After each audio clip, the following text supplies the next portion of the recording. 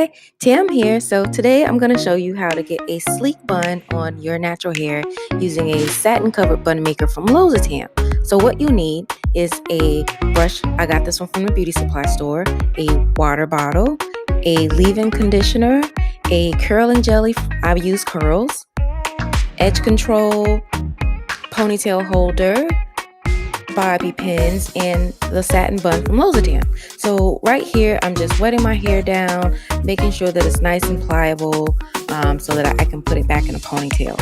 So I'm putting it back in a ponytail, and I'm spritzing a little bit again just because my hair still felt kind of dry.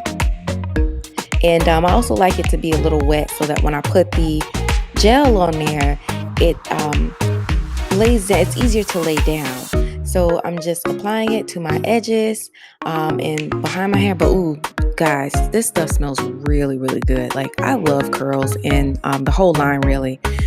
So here I'm just applying it and pulling my hair back into a ponytail using a ponytail holder. Sometimes I use two, but this time I'm using one because I don't need the ponytail to be as tight. So I'm just putting my hair in a ponytail.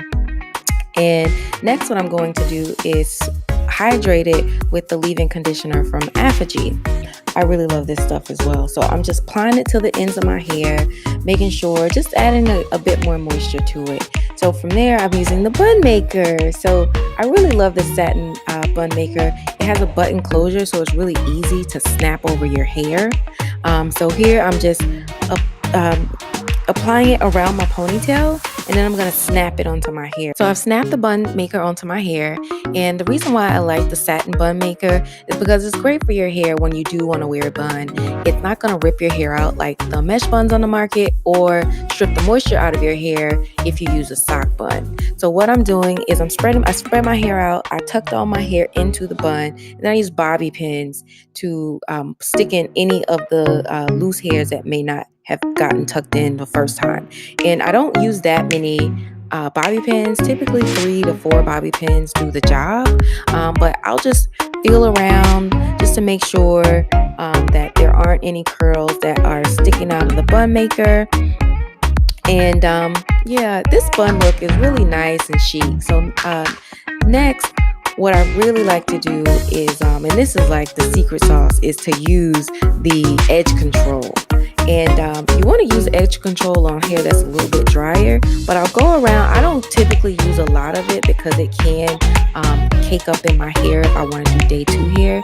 But I'll use a brush, but please be gentle when you use this brush. Like, you don't want to like rip your hair out because it can do that. So next, and this really is a secret sauce, you want to use a satin scarf to tie down your edges, and this is really gonna like lay lay your edges down. Once I put my satin scarf on, I'll listen about 5 minutes, go and do my makeup, and then I'll kind of come back. So I'm back. I added a little red lip, y'all. I think I look fancy. So now I'm just gonna remove the scarf from my hair, and voila, it's nice and slick. My edges are slick, my hair is slick. Like, I really love this bun look. So thank you. Be sure to check out lozatam.com to get the satin bun maker. You know you want one.